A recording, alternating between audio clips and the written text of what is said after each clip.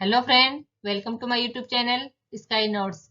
Friends, आज के lecture में हम व्यक्तित्व पर्सनालिटी के बारे में पढ़ेंगे। ये बहुत ही इम्पोर्टेंट चैप्टर है और एग्जाम में आपको इसमें से 1 या 2 नंबर के क्वेश्चन जरूर देखने को मिलते हैं। खासकर रीट के एग्जाम में तो इसमें से क्वेश्चन आते ही रहते हैं। तो बने रहिए मेरे साथ। चलिए शुरू करते हैं। व्यक्तित्व। तो आज हम व्यक्तित्व का अर्थ, परिभाषा और इसके कौन कौन से सिद्धांत हैं, इन सब के बारे में डिटेल से पढ़ेंगे। व्यक्तित्व, पर्सनैलिटी। सामान्य शब्दों में हम देखें तो जो व्यक्तित्व है वो वंशानुक्रम और वातावरण दोनों से मिलकर बना है। व्यक्तित्व के निर्माण में वंशानुक्रम और वातावरण की महत्वपूर्ण भूमिका होती है। सामान्यतः जैसे कोई भी व्यक्ति कैसा है, कैसा दिखाई देता है और उसका व्यवहार कैसा है, इसके आधार पर हमारे मस्तिष्क पर जो प्रभाव आते हैं और ये जो प्रभाव की मात्रा होती है उसको हम व्यक्तित्व कहते हैं। सामान्य रूप में मैंने आपको बता दिया है व्यक्तित्व क्या है। अब देखते हैं। व्यक्तित्व शब्द अंग्रेजी भाषा के पर्सनैलिटी का हिंदी रूपांतरण है। पर्सनैलिटी शब्द लैटिन भाषा के पर्सोना शब्द से मिलकर बना है, जिसका अर्थ होता है नकाब, मुखौटा या दिखावा। जो ये पर्सनैलिटी शब्द है वो लैटिन भाषा की पर्सोना से मिलकर बना है और उसका अर्थ होता है नकाब, मुखौटा या दिखावा। ये वेरी वेरी इंपॉर्टेंट क्वेश्चन है, कई बार एग्जाम में पूछा गया है। ये पर्सोना शब्द किस भाषा का है? तो ये लैटिन भाषा का है।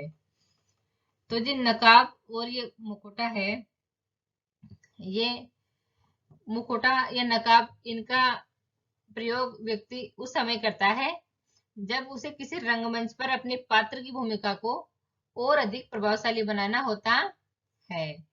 तो आपने लॉकडाउन में रामायण देखी होगी ना, रामलीला ये सब। तो जैसे रामलीला में देखा होगा कि राम का मुखौटा लगा करके कोई राम बन जाता है और रावण का मुखौटा लगा करके कोई रावण बन जाता है, और कोई बंदा सीता भी बन जाता है, कोई मेल भी बन जाता है सीता का मुखौटा लगा करके। तो ये है मुखौटा। आई होप आपको समझ में आ गया होगा मुखौटा का सही ढंग से अर्थ। अब आगे देखते हैं। व्यक्ति के सभी व्यवहारों की योग्यता को व्यक्तित्व कहा जाता है। व्यक्ति की जो आंतरिक व्यवहार होते हैं और कुछ बाह्य व्यवहार होते हैं, इन सब की योग्यता को व्यक्तित्व कहा जाता है। प्रत्येक व्यक्ति में कुछ ऐसी योग्यताएं होती हैं जिनके आधार पर वह परिस्थिति के प्रति विभिन्न प्रतिक्रियाएं करता है। इन्हीं प्रतिक्रियाओं को हम एक शब्द में व्यक्तित्व कहते हैं। और प्रत्येक व्यक्ति है उसमें कुछ विशेषताएं होती हैं जो कैसे भी परिस्थिति आ जाए तो उनमें वो विभिन्न प्रतिक्रिया करके और उनसे सामंजस्य कर लेता है। तो इसी को व्यक्तित्व कहते हैं। अब देखो, मनोवैज्ञानिकों ने व्यक्तित्व की भिन्न भिन्न परिभाषाएं दी है। तो देखते हैं हम। सबसे पहले परिभाषा दी है वैलेंटाइन ने। वैलेंटाइन के अनुसार व्यक्तित्व जन्मजात और अर्जित प्रवृत्तियों का योग है। जन्मजात और अर्जित प्रवृत्तियों का योग है। जन्मजात वो चीजें जो जन्म से आपको प्राप्त हुई है वो जन्मजात होती हैं, और अर्जित वो चीजें जो वातावरण से आप ग्रहण करते हो, आपके आसपास के माहौल से ग्रहण करते हो, वो हमारी अर्जित प्रवृत्तियों होती है। अब सेकंड डेफिनेशन है गिलफोर्ड के अनुसार। इंपॉर्टेंट डेफिनेशन है, ये एग्जाम में कई बार पूछी गई है। व्यक्तित्व गुणों का समन्वित रूप है। जो व्यक्तित्व है वो जो हमारे गुण है उनका समन्वित रूप है। ये गिलफोर्ड महोदय के अनुसार है। डेसिल के अकॉर्डिंग व्यक्तित्व व्यक्ति के संगठित व्यवहार का संपूर्ण चित्र है। आलपोर्ट के अकॉर्डिंग व्यक्तित्व व्यक्ति के भीतर उन मनोशारीरिक गुणों का गत्यात्मक संगठन है जो वातावरण के साथ उसका अद्वितीय समायोजन निर्धारित करता है। ये जो परिभाषा थी कुछ मनोवैज्ञानिकों ने दी है वो हमने देख ली है। अब आगे चलते हैं व्यक्तित्व के सिद्धांत। अब जो व्यक्तित्व के सिद्धांत हैं उनको देखते हैं हम। भिन्न भिन्न मनोवैज्ञानिकों ने इनका वर्गीकरण किया है। सबसे पहला है यूंग के अनुसार व्यक्तित्व का वर्गीकरण। अब जो यूंग है इन्होंने सामाजिक दृष्टिकोण के सिद्धांत के आधार पर व्यक्तित्व का वर्गीकरण किया है और यूंग के द्वारा किया गया वर्गीकरण वर्तमान समय में सबसे प्रसिद्ध माना जाता है। वर्तमान समय में यूंग ने जो व्यक्तित्व का वर्गीकरण किया है वो सबसे प्रसिद्ध माना जाता है। यूंग ने व्यक्तित्व को 3 भागों में बांटा है। पहला है अंतर्मुखी, सेकंड है बहिर्मुखी और थर्ड है उभयमुखी। अब देखते हैं अंतर्मुखी क्या है। इस प्रकार के व्यक्तित्व के लोगों का स्वभाव, आदतें व गुण बाह्य रूप से दिखाई नहीं देते हैं। ये आत्म केंद्रित होते हैं और सदा अपने में मस्त रहते हैं।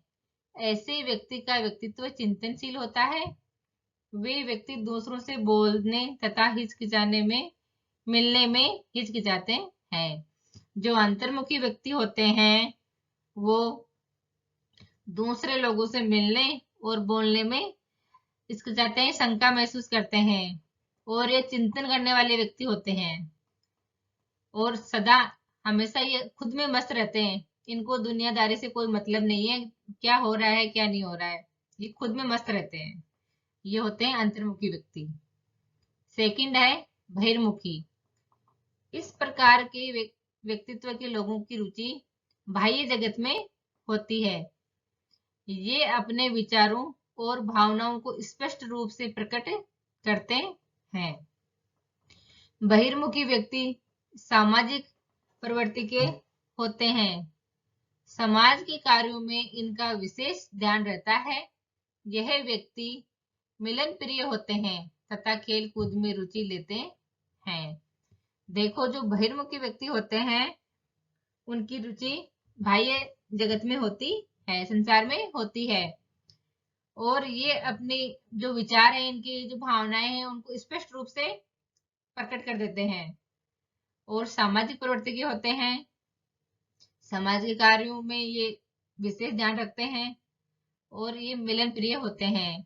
जैसे हम कहीं पार्टी में जाते हैं तो पार्टी में हमें कोई अनजान व्यक्ति मिलता है और वो हमसे बातचीत करता है, तो जो कई व्यक्ति ऐसे होते हैं कि थोड़ी देर में ही हमसे घुल मिल जाते हैं और ऐसे लगता है कि जैसे हम पहले से इनसे मिले हुए हैं। तो ये ऐसे व्यक्ति बहिर्मुखी व्यक्तित्व वाले होते हैं। अब थर्ड है उभयमुखी।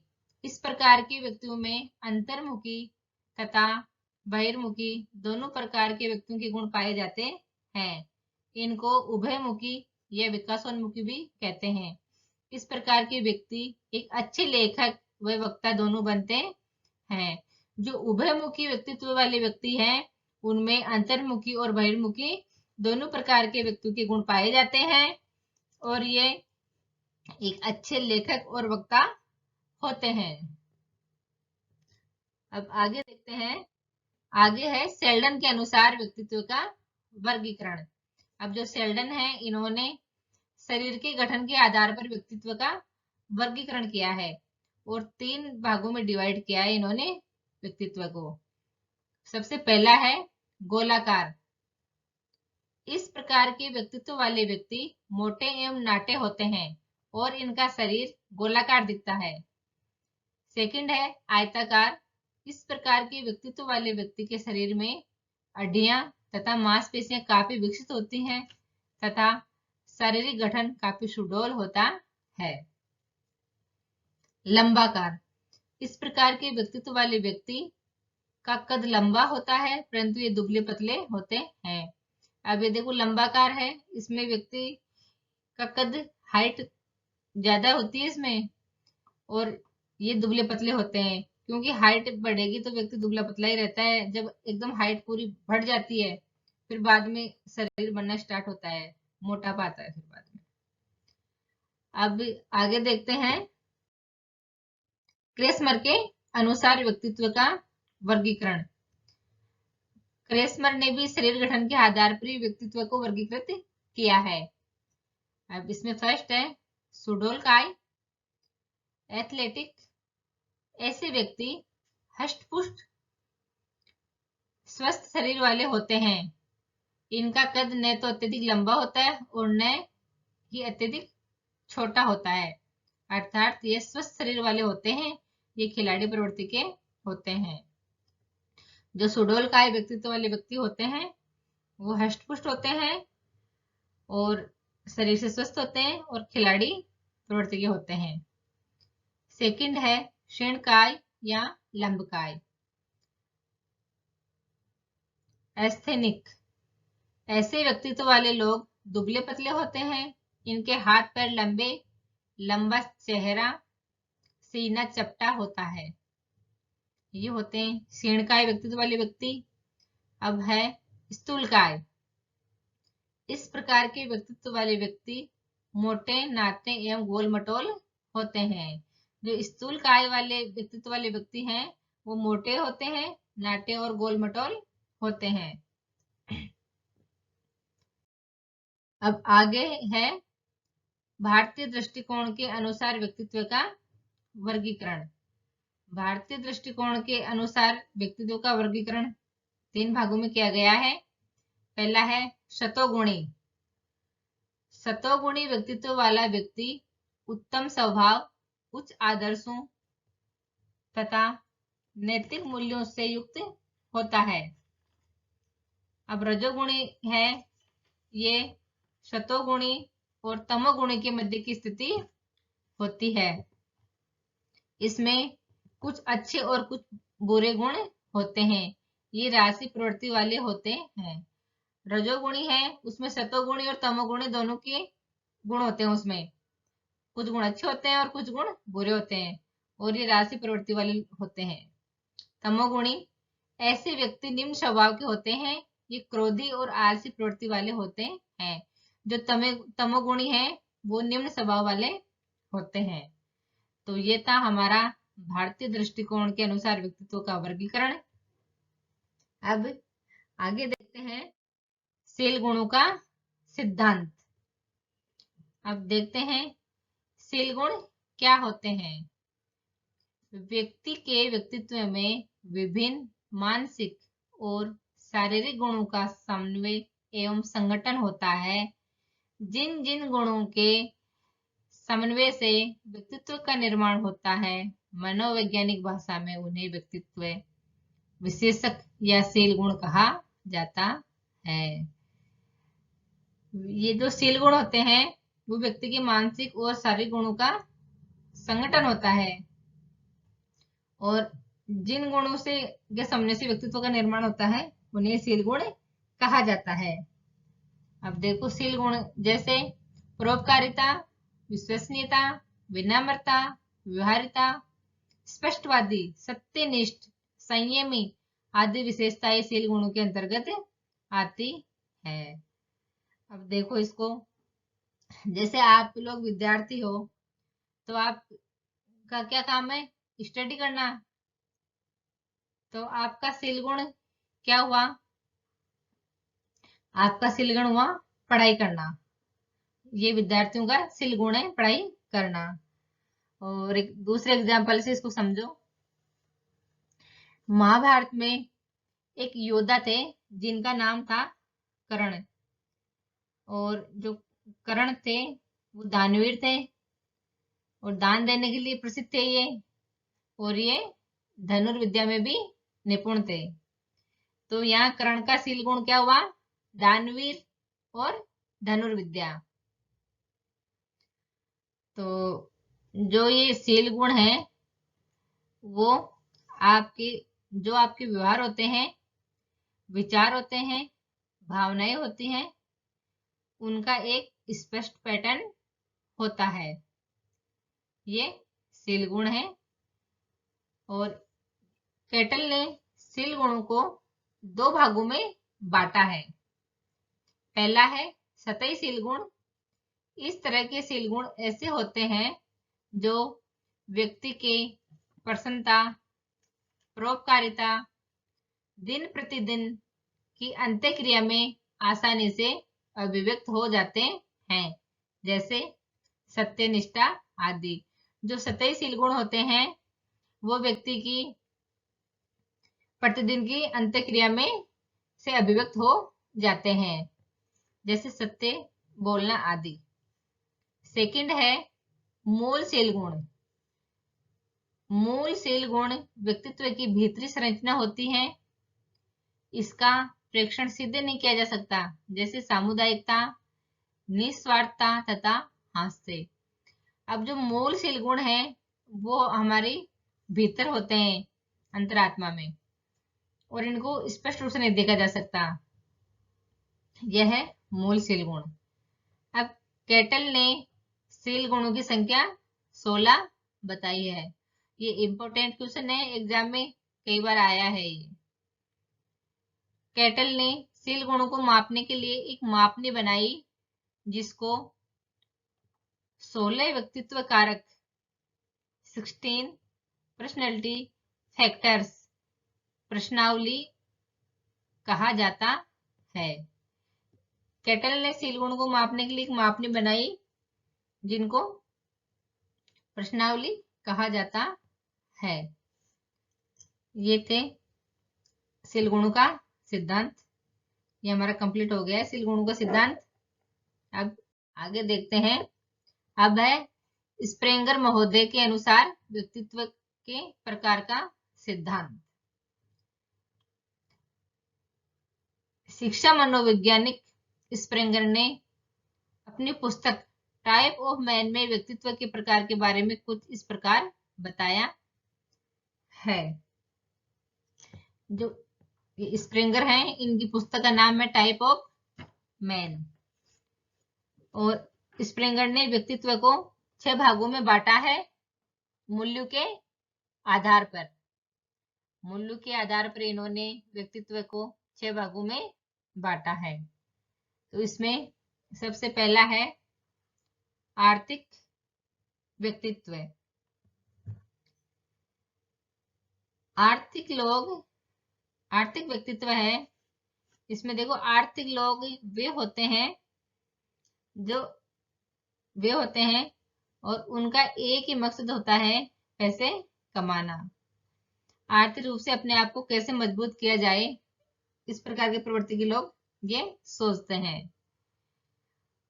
सेकंड है सामाजिक व्यक्तित्व। सामाजिक किस्म के जो लोग होते हैं वे समाज को जोड़ने की बातें करते हैं और समाज में कौन कौन सी बुराइयां व्याप्त हैं, कुप्रथाएं, उनको कैसे दूर किया जाए, इन सब के बारे में विचार करते हैं। और थर्ड है राजनीतिक व्यक्तित्व। अब जो राजनीतिक ऐसे व्यक्ति होते हैं वो राजनीतिक किस्म के होते हैं और वो राजनीति करते फिरते हैं। तो ये था राजनीतिक व्यक्तित्व। फोर्थ है सैद्धांतिक व्यक्तित्व। अब इसमें देखो, किसी सिद्धांत को देखकर कोई काम करते हैं सैद्धांतिक व्यक्तित्व वाले व्यक्ति, और इनमें लेखक, दार्शनिक आदि लोग शामिल हैं। जो फिफ्थ है वो है धार्मिक व्यक्तित्व। जो लोग धर्म के प्रति आस्था रखते हैं वो धार्मिक व्यक्तित्व वाले व्यक्ति होते हैं। जैसे हमारे घर में हमारी जो मम्मी होती है वो पूजा पाठ करती है, तो वो भी धार्मिक व्यक्तित्व में शामिल है। और सिक्स्थ है कलात्मक व्यक्तित्व, या इसको हम सौंदर्य बोध भी बोल सकते हैं। इस प्रकार के व्यक्तित्व वाले व्यक्ति कला को देखकर ही कोई काम करते हैं। इसमें देखो चित्रकार, साहित्यकार, ये लोग शामिल होते हैं। जैसे चित्रकार है, उसमें चित्र बनाने की कला है, तो वो चित्रकार कहा गया उसको। तो ये कलात्मक व्यक्तित्व वाले व्यक्ति होते हैं। तो हमारे जो व्यक्तित्व के वर्गीकरण के सिद्धांत थे वो कंप्लीट हो गए हैं पूरे, और आई होप आपको ये अच्छे से समझ में आए होंगे। और अब हम आगे चलते हैं। आगे कुछ महत्वपूर्ण क्वेश्चन आंसर दिए गए हैं, और तो इनको हम देख लेते हैं। इंपोर्टेंट क्वेश्चन आंसर है ये। सबसे पहला है, किसने मानव प्रकृति के आधार पर व्यक्तित्व के दो प्रकार अंतर्मुखी और बहिर्मुखी बताए हैं? तो ये बताए हैं जुंग ने। व्यक्तित्व के अंतर्मुखी और बहिर्मुखी दो प्रकार जुंग ने बताए हैं। सेकंड क्वेश्चन है, व्यक्तित्व पर्सनैलिटी किस भाषा के मूल शब्द से बना है? तो ये पर्सनैलिटी है वो लैटिन भाषा के पर्सोना शब्द से बना है। थर्ड क्वेश्चन है, पर्सोना शब्द का अर्थ है? तो पर्सोना शब्द का अर्थ होता है नकाब, मुखौटा या दिखावा। फोर्थ क्वेश्चन है, शरीर रचना के आधार पर व्यक्तित्व के प्रकार किसने बताए हैं? तो शरीर रचना के आधार पर व्यक्तित्व के प्रकार क्रेस्मर और सेल्डन ने बताए हैं। अब आगे है, स्प्रेंगर ने व्यक्तित्व परीक्षण को कितने भागों में बांटा है? तो स्प्रेंगर ने 6 भागों में बांटा है व्यक्तित्व परीक्षण को, और ये इंपॉर्टेंट क्वेश्चन है, एग्जाम में कई बार पूछ लिया जाता है। तो फ्रेंड्स, आई होप आज का वीडियो आपको समझ में आया होगा, और अगर आपको अच्छा लगे तो वीडियो को लाइक करो और बेल आइकन का बटन प्रेस करो, ताकि जब भी मैं वीडियो डालूं तो आपके पास नोटिफिकेशन पहुंच जाए। और अब हम मिलते हैं अगली क्लास में एक नए टॉपिक के साथ। Thank you.